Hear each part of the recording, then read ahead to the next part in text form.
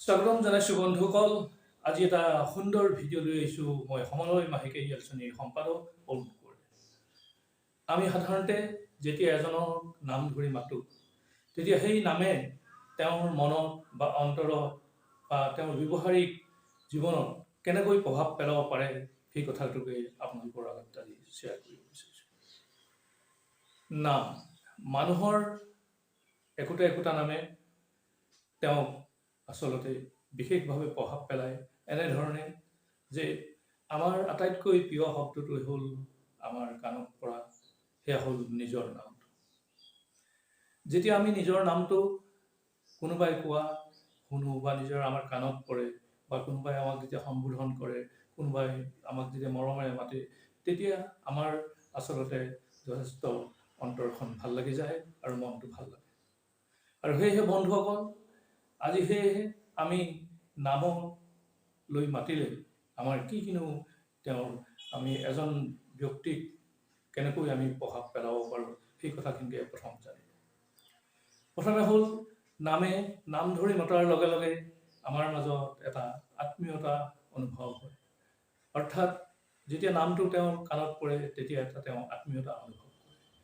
আৰু দ্বিতীয়তে নামটো আমি যেতিয়া তেওঁ কওঁ তেতিয়া আচলতে তেওঁ প্ৰিয় শব্দটোৰ তেওঁ কাণত পৰাৰ লগে লগে তেওঁৰ মনটো যথেষ্ট ভাল লাগে আৰু তেওঁৰ পৰা আমি এটা বন্ধুত্বসুলভ এটা ভাৱৰ আমি আদান প্ৰদান কৰিবলৈ আমাৰ সুবিধা হয়। ইয়াৰ পাছতে বন্ধুসকল, আমি নাম ধৰি মতাৰ লগে লগে তেওঁৰ মনটোক আমি অতি সহজেই জয় কৰিবলৈ আমাৰ সুবিধা হয়। কিয়নো আন কথাত যিমানখিনি আমি তেওঁ মন জয় কৰিবলৈ যিমানখিনি কৌশলেই নলওঁ বা আমি ব্যৱস্থা নলওঁ, কিন্তু নাম কাঢ়ি মতাৰ লগে লগে এজন মানুহৰ অন্তৰত এটা মনটো জয় কৰিবলৈ আমাৰ সহজ হৈ পৰে। প্ৰিয় বন্ধুসকল, তেতিয়াহ'লে আমি জানিছোঁ নাম ধৰি মতাৰ লগে লগে আমাৰ কি ইয়াত উপকাৰিতা হয় বা আনৰ জীৱনতো কেনেকৈ ইয়াত প্ৰভাৱ পৰে। এতিয়া আহোঁ আমি নামবিলাক কেনেকৈ আমি মনত ৰাখিম। সেই বন্ধুসকল, এইটো যদিও এটা কঠিন প্ৰক্ৰিয়া, তথাপিও আমি অনুশীলনৰ মাজেদি গৈ আমি এইটো সমাধা কৰিব পাৰোঁ আৰু ইয়াত আমি ফলৱতী হ'ব পাৰোঁ। প্ৰথমে আহোঁ আমি নামটো মনত ৰাখিবলৈ হ'লে যে আমি প্ৰথমেই কিন্তু আমি নামটো প্ৰথমে আমি শুদ্ধভাৱে উচ্চাৰণ কৰি আমি মনৰ মাজত ল'ব লাগিব আৰু পৰাপক্ষত পাৰিলে আমি উচ্চাৰণ কৰি বাৰে বাৰে নামটো আমি মনলৈ আনিব লাগিব আৰু মনৰ মাজত এই নামটোক স্থাপন কৰিবলৈ চেষ্টা কৰিব লাগিব। কিয়নো বন্ধুসকল, সেই কামটো আমি যদি অন্যমনস্কতা হৈ থাকোঁ তেতিয়াহ'লে আমি সেই কামটো সমাধান নহ'ব। কিয়নো এজন মানুহৰ নাম দীৰ্ঘদিনৰ বাবে বা স্থায়ীভাৱে মনত ৰাখিবলৈ হ'লে সেই সময়কণত আমি একান্তই কথাটোক আমি গুৰুত্ব দিব লাগিব। সেই ব্যক্তিজনক বা সেই নামটোক আমি গুৰুত্ব প্ৰথম দিব লাগিব। সেই বন্ধুসকল, সেই নামটো আমি বাৰে বাৰে উচ্চাৰণ কৰিব লাগিব। ইয়াৰ পাছতে বন্ধুসকল, নামটো আমি মনত ৰাখিবলৈ হ'লে আমি নামটোৰ যিটো তেওঁৰ নাম হয় সেই নামটো আমি শ্লেপ ভাঙি, যেনেকৈ আমি শব্দ এটা উচ্চাৰণ কৰি যেতিয়া আমি শ্লেপ ভাঙোঁ, ঠিক তেনেধৰণে নামটো আমি শ্লেপ ভাঙি আমি মনত ৰাখিবলৈ সুবিধা হয়। যেনেকৈ গোপাল যেনিবা এজন ল'ৰাৰ নাম, কিন্তু তেওঁ যদি আমি শ্লেপ ভাঙোঁ তেতিয়াহ'লে দেখা পাম যে গোপাল, গো মানে হ'ল গাই, পাল হ'ল মানে পালন কৰা। তেতিয়াহ'লে গোপাল এই নামটো আমি যদি শ্লেপ ভাঙি বাৰে বাৰে নিজৰ মনতে আমি উচ্চাৰণ কৰোঁ, তেনেকৈ আমাৰ মনত এটা নাম আমাৰ স্থায়ী হ'ব পাৰে। আৰু ইয়াৰ লগতে বন্ধুসকল, নামৰ বিখ্যাত ঠাইৰ লগত, বিখ্যাত মানুহৰ লগত আৰু বিখ্যাত বস্তুৰ লগত আমি সেই নামটো আমি তুলনা কৰিও আমি আচলতে তেওঁৰ নামটো আমি মনত ৰাখিব পাৰোঁ।